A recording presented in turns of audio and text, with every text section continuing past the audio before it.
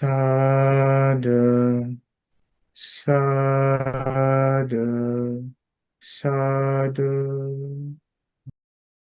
Namo tassa bhagavato arahato samma sambuddhassa. Namo tassa bhagavato arahato samma sambuddhassa. Namo tassa bhagavato arahato samma sambuddhassa. Homage to the Blessed One, the Worthy One, the Supremely Enlightened One. Homage to the Blessed One, the Worthy One, the Supremely Enlightened One. Homage to the Blessed One, the Worthy One, the Supremely Enlightened One. Sadhu, sadhu, sadhu.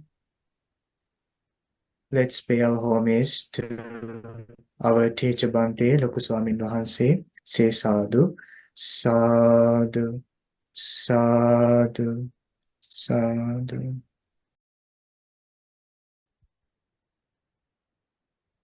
Okay, my dear friends, let's begin our study session. So now I'm going to share with you the screen. So my friends, so far during our Mindfulness in Buddhist Way study session, we learned important points. So I would like to share that one as a recap to our study sessions. So we learned so far that mindfulness is wakefulness, which keeps one awake to one's internal world. And also we learned when one becomes mindful, they experience non-drifting nature of their mind. And also we learned that we need mindfulness to see the arising and passing of conditioned nature of our own lives. So today we will explore furthermore about this topic. And here we study mindfulness according to the teachings of the Buddha. So let's see. So we mostly explore the Sutta teachings by our Supreme Buddha, but we have learned so far that mindfulness is not easy topic to understand, but there should be some reflective thinking also towards this topic. Now we are going to see how Buddha trained a practitioner through the mindfulness teachings. Now we can find one specific sutta where Buddha say for the newcomers to the Dhamma, they should be trained like this. So here this sutta say, bhikkhus means monks, those monks who are newly ordained, not long gone forth, and recently come to this Dhamma and discipline, should be exhorted, settled, and established by you in the development of the four establishments of mindfulness. Whoever enter to the teachings, and if they are novice to the teachings,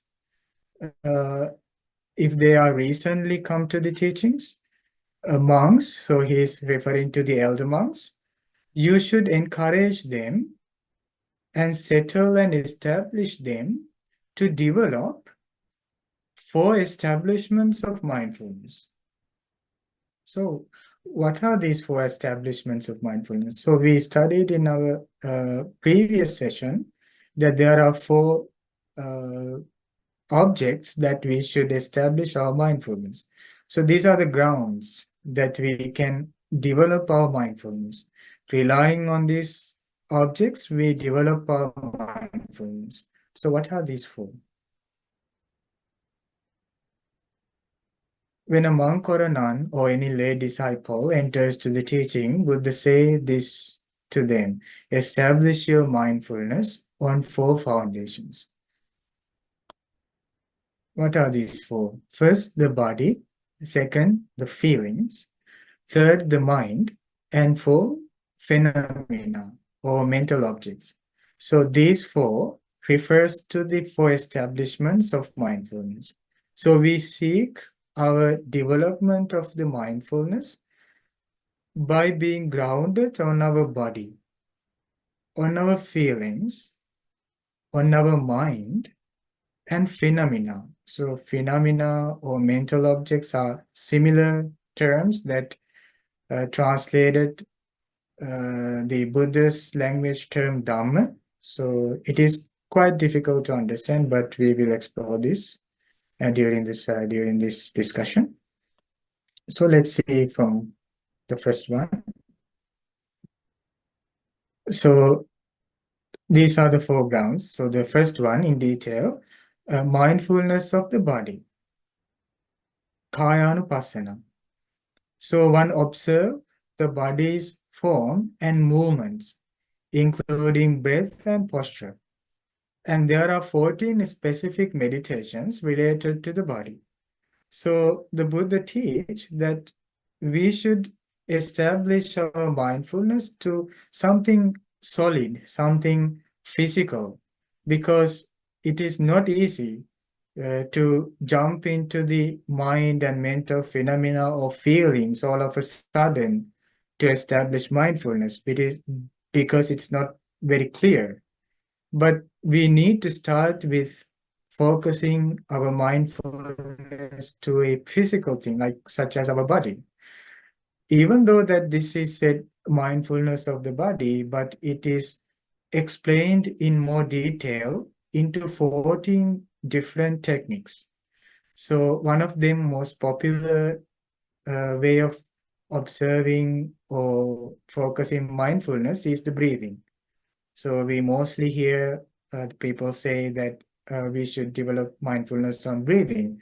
So it is the first practice, most popular practice, and quite important practice to develop our mindfulness. So the mindfulness on breathing is directly connected to our body. So it is a way of developing mindfulness on the body. So now the Buddha say, not only the breathing, but also the postures. And among these 14 specific meditations, we have meditations on decaying of a corpse, which means we develop our mindfulness on um, imagining the gradual decaying of a dead body. So that brings us mindfulness. So that is the first, the way of training our mindfulness. And again, Buddha say, the second ground for established mindfulness is our feelings, Vedananupassana, which means acknowledging pleasant, unpleasant, or neutral feelings as they arise. Now, when a person enters to the teaching, if that practitioner is a novice and entering as a beginner, Buddha say that you should teach them to develop their mindfulness relying on these four grounds. But among the four grounds, first is the body, and then we gradually develop mindfulness to observe our feelings. Compared to the body, the feeling is more subtle. But when we develop our mindfulness with the body, it can gradually expand our capacity to observe the mental related objects, like mentally related objects, such as our feelings, emotions, and so on. But we need to start from developing our mindfulness with our body, so it can easily bring us more clarity to our mind. So then he start to uh, observe the feelings, such as pleasant feeling, unpleasant feeling, neutral feelings. So these are arise in us. So one train their mind to focus their attention towards these feelings. It can be difficult because the entering to this observation of the feelings is quite difficult. But when we suggest our mind, now here on, I will live my life with observing my feelings, can help us to take us to this investigation of these feelings. So he say, mindfulness of feelings. You should train. You should tell the novice person to establish your mindfulness on feelings. But it won't stop there. So when one gradually develop the mindfulness, when they are their mindfulness increase, so they can also observe their mind. Now the Buddha say the third ground for establishing mindfulness is Chittanupassana, the mindfulness of mind, recognizing the state of mind. So, my friends, there are constant changing mental states in our mind. Sometimes we see that our mind is really focused to something, and again we see mind is so much distracted. And again we see the mind is so calm, and again restlessness. Sometimes our mental state is full of anger, sometimes full of loving kindness, sometimes greed, sometimes contentment. So this is constantly changing. But the practitioner should try to establish their mindfulness. They should to be more attentive towards the mind to see what's going on in their mind.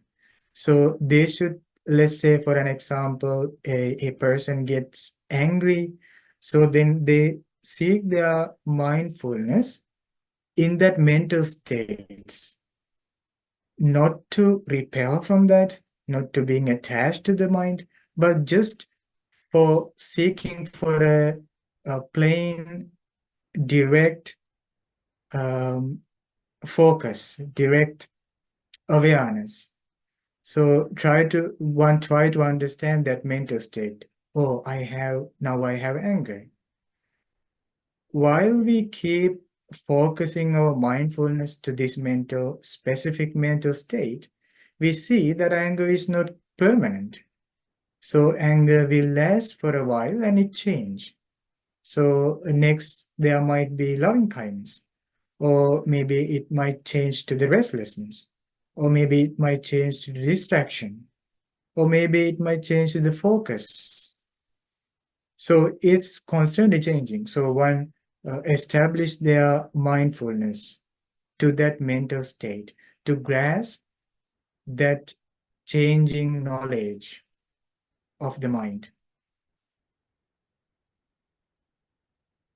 Next, Buddha say the mindfulness on mental objects, Dhammanupassana, which means it is a way of looking at one's own mind according to the teachings.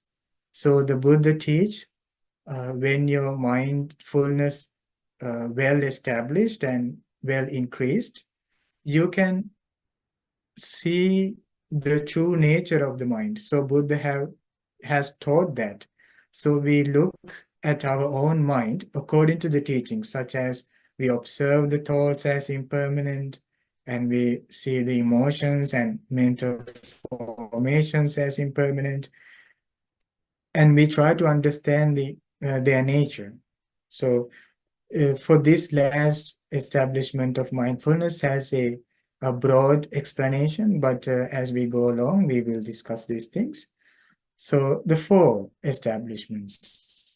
First, mindfulness of the body, Kayanupassana, and mindfulness of feelings, Vedananupassana, mindfulness of mind, Chittanupassana, and mindfulness of mental objects, Dhammanupassana. So these are the four basic establishments of mindfulness according to the Buddhist teachings.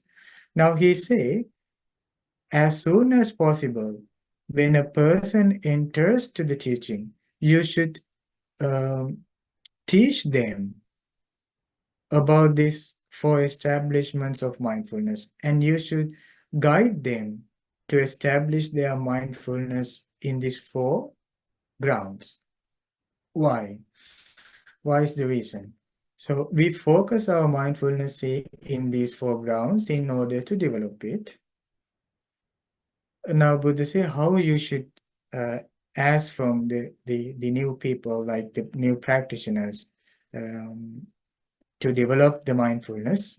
Buddha say you should say, "Come, friends, dwell contemplating the body in the body, ardent, clearly comprehending, unified with limpid mind." Limpid mind means with a clear mind, concentrated with one-pointed mind, in order to know the body as it really is. That's the purpose. Why one should dwell contemplating body in body is because one, in order to know the body as it really is, we first, let's take the first object of first ground of mindfulness. Buddha say you should tell them, dwell contemplating the body in body. What is the meaning of body in body? Let's see. Contemplating body in the body refers to observing the body as it is, directly and objectively, without projecting additional concepts, judgments, or distractions onto the experience. One simply observe the body just as the body, without any distraction, without putting any concepts, without putting any judgments into the body. One simply observe. Now, when we look at our own body, so we have attachment, we have uh, the sense of self over our body, and we also have the idea of that this is permanent. We have a permanent body, and we also have kind of attraction that we create in our body. Like we have a set of fantasizing of thoughts on our body. But Buddha say, remove all these things, but you just focus your mindfulness only to the body. Like you single out just the body to see the nature of the body. Now here he say, like let's say for an example, as we learned when we focus our mindfulness to the body, there are some specific techniques like 14 meditations. So among them, the first one is the breathing. Let's say breathing meditation is one technique among the meditations in mindfulness of the body. Now, when we are going to focus our mindfulness to the breathing, we experience wandering mind. This is because of our mindfulness is not so powerful and not well established with our breathing. But when we keep trying, at some point, we will single out every other distractions from the breathing and be able to see breathing more clearly, how it arises and passes with development, with the support of mindfulness. In that the particular moment, we only see in and out breath, and we don't see any distractions because of the improvement of our mindfulness. So one try to see that nature of arising and passing of the breathing. Not only breathing, whatever we focus our mindfulness, we start to see that everything are arising and passing. But more specifically, we try to focus our mindfulness to our breath, and then we see breath is arising and passing. So that is called seeing the body just as it is, without any distractions, without any judgments, without any concepts, without fantasizing thoughts, without mentally uh, proliferating thoughts. We simply see, oh, this is body. So that is the purpose. So one need to meditate to know the body as it really is. Here, Buddha say, there are a few things we should do in order to live contemplating body in body. One should ardent, clearly comprehending, unified with a clear mind, concentrated with one pointed mind, in order to know the body as it really is. So this way we will see the breathing as just it is. With the development of mindfulness, we see our breathing just as it is. Now, Buddha say one should do that with ardently, which means with the mental energy focused to the breathing, clearly comprehending, unified mind, with a clear mind, with a limpid mind, concentrated with one pointed mind. So this is how one Buddha say you should teach the newcomers to the mindfulness practices, that you should dwell your life by establishing your mindfulness. Now, the purpose here is in order to know the body as it really is. And again, he said, dwell contemplating feelings in feelings. The same way, we simply try to get the direct uh, understanding about the feeling. This is a happy feeling, this is a neutral feeling, this is a sad feeling. So we try to get that feeling through our focused mindfulness without making any judgments or without making any distracted thoughts. We simply single out these feelings. Same way, the same factors apply to this also. One should be ardent while they are focusing their mindfulness to the feelings. They should be clearly comprehending. They should have a unified mind, with a clear mind, concentrated mind, with one-pointed mind, in order to know the feelings as it really is. And also dwell contemplating mind in mind. Simply one try to see the mind just as the mind, without any distraction. And again, dwell contemplating phenomena in phenomena, such as the mental objects that we discussed so far. Ardent, clearly comprehending, unified with limpid mind, concentrated mind with one pointed mind. So these are similar words, would they say, uh, uh, similar words to the concentration, like one pointedness. So these are similar terms. So one should focus their mindfulness to these foregrounds in order to know the phenomena as it really is. That's the first practice one should do soon after they enter to the teaching. Now, there's a special point there. He say you should focus your mindfulness in order to know as it really is. Okay. Now, Buddha say, those monks who are trainees, who have not attained their mind's ideal, who dwell aspiring for the unsurpassed security from bondage, which means those who are in the midst of the training, not just entered to the training, not the novice monks, but whoever in the middle of the training, whoever practicing the teachings, who have not attained their mind's ideal, who are not attained the final goal, who are in the middle of the training, they too dwell contemplating the body in the body, ardent, clearly comprehending, unified with a limpid mind, with a concentrated mind, with a one-pointed mind, in order to fully understand the body as it really is. So the practitioners who are in the middle of the practice to practice the same thing,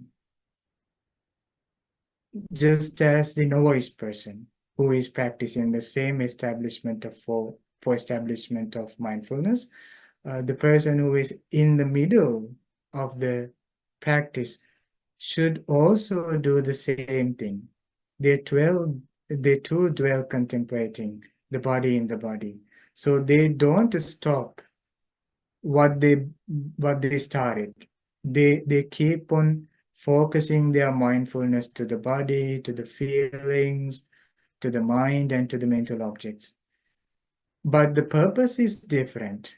So the first purpose that they seek for the first people who begin to follow the mindfulness practices seek for the knowing of the body, but who are in the middle of the training, they focus their mindfulness in order to fully understand the body as it really is, which means when the mindfulness develop, when gradually increase the mindfulness, it can brings us the knowledge, the full understanding about that specific object.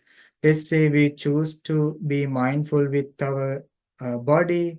Precisely, let's say we are going to focus our mindfulness to our breathing, something that is connected with the body.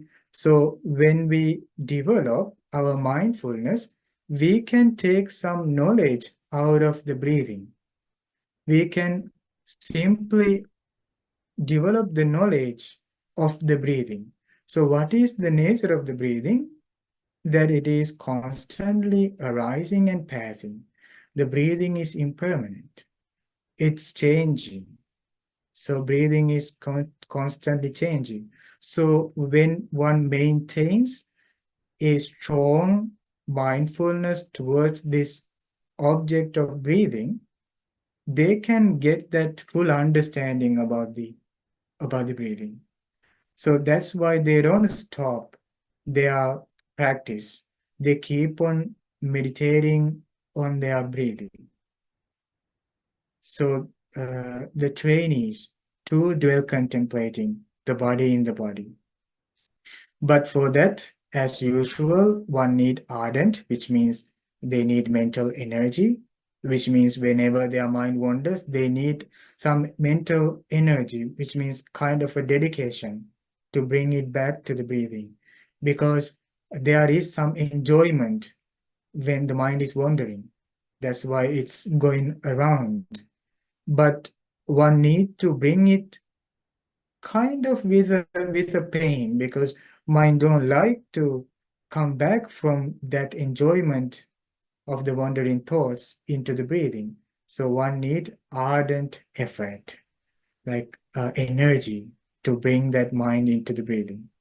And then clear comprehending, which means situational awareness. So we learned in our previous session, and it need more explanation. So let's simply understand this until that we go next explanation as clear comprehension or situational awareness with a unified, with a clear mind, with a concentrated mind, with one pointed mind, in order to fully understand the body as it really is.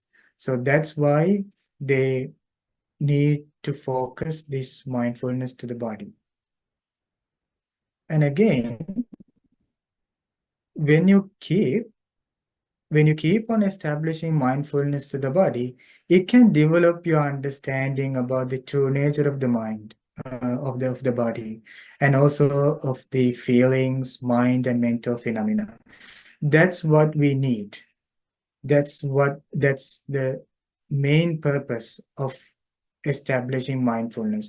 We need to see how the body changes, how the feeling changes, how the mind changes, and how the mental phenomena changes, how they are not self, how they are a source of unsatisfactoriness. We don't see that without mindfulness. All we see without mindfulness is just the enjoyment of the body, feelings, mind, and mental objects. We only make uh, like judgments and thoughts relying on this on the life, uh, so that makes a bondage more powerful. But when one establish mindfulness, they start to see how the body changes, how the feelings changes. So this practice does not stop with knowing, but it improves full understanding. When you gradually increase your mindfulness, it can give you the full understanding. But what happens next? Let's say you increase your mindfulness furthermore. The person who is fully understood about the body is called a arahant, which means enlightened being, who is a liberated person. So that is the main goal in Buddhism. That is why a person should develop mindfulness to achieve the goal of Nibbana. So they become enlightened beings. Now would say monks, those monks who are arahants, enlightened beings, whose taints are destroyed, who have lived the holy life, who have completed their holy life, done what had to be done, laid down the burden, reached their own goal, and are completely liberated through final knowledge, they too dwell contemplating the body in the body. They too do the same thing. Ardent, clearly comprehending, unified with limpid mind, concentrated with one pointed mind, detached from the body. They do the same practice, but they are separated from the body, which means they don't have attachment to the body. Now, why we can't meditate on breathing is the attachment we have to the breathing. Let's say we sit down and start to meditate on breathing, but our mind is not entered to the stillness. It's because we have attachments. We have attached to the breathing. We have attached to the body. Let's say we are trying to be mindful with our feelings. We can't do that in the first place is because that we have attachment to the feelings. Now we need to break that attachment to develop the mindfulness. But how to break that attachment is to continuously establishing mindfulness again and again to the body, to the feelings, to the mind and mental objects. Because though they are changing, we are continuously bringing our mindfulness to that foregrounds. Now, it's quite different compared to the enlightened arahant being, arahants. They detach from the body. They have detached from the body, feelings, mind, and phenomena. They too dwell contemplating feelings in feelings, detached from the feelings. They too dwell contemplating mind in mind, detached from mind. They too dwell contemplating phenomena in phenomena, detached from phenomena. Detachment only takes place after seeing through the mindfulness into the body, feelings, mind, and mental objects. But attachment takes place as long as we don't see this real nature. So according to this teaching, we can easily understand that enlightened beings detach, but they also focus their mindfulness to these foregrounds. But the first person, let's say the novice person, start from knowing, but the person in the middle of the practice do the same thing for fully understanding. But the final person who enlightened become detached from that. Why? It is simply because of the development of the mindfulness. When the mindfulness gradually increases, it can bring the detachment. What brings us the detachment is the seeing the arising and passing of that specific object. Body is arising and passing, feelings are arising and passing, mental objects and mind is arising and passing. So then one know I one know that I should not attach to this because these are changing.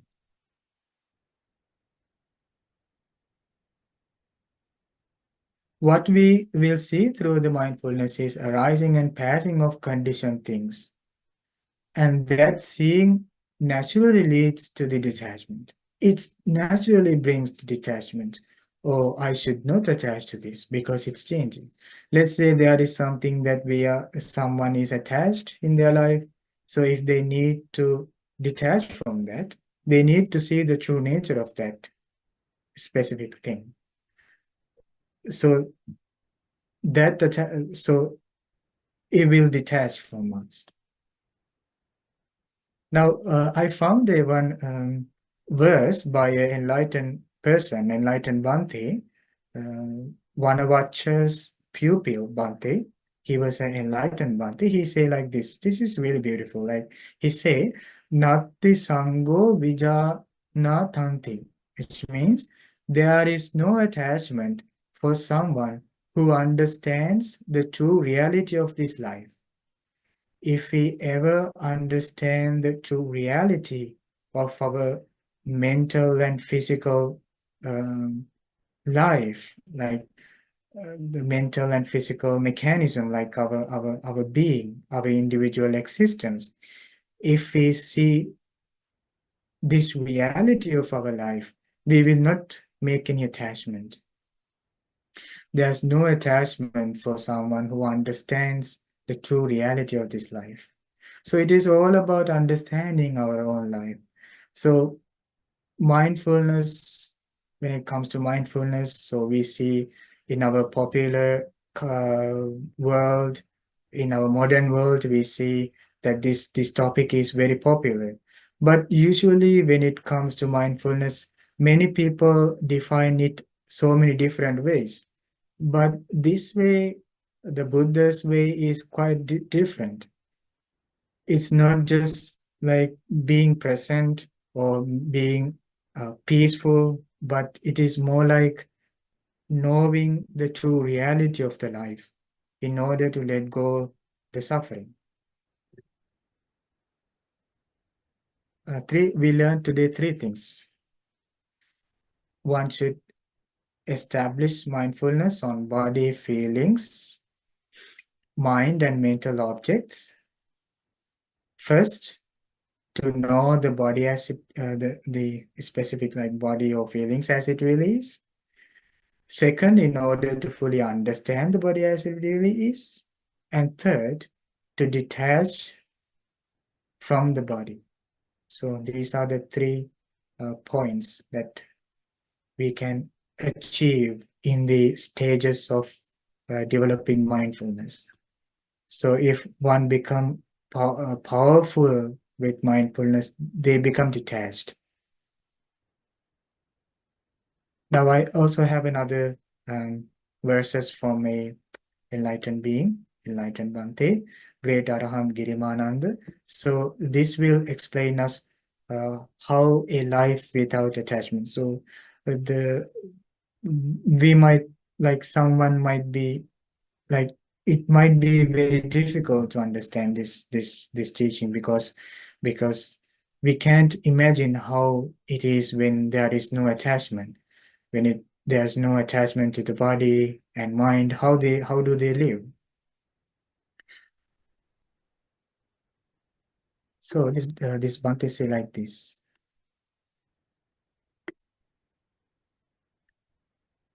The heavens rain like a sweet song. My little heart is roofed and pleasant. Sheltered from the wind, I meditate there. Peaceful, so rain forth, heavens, if you wish.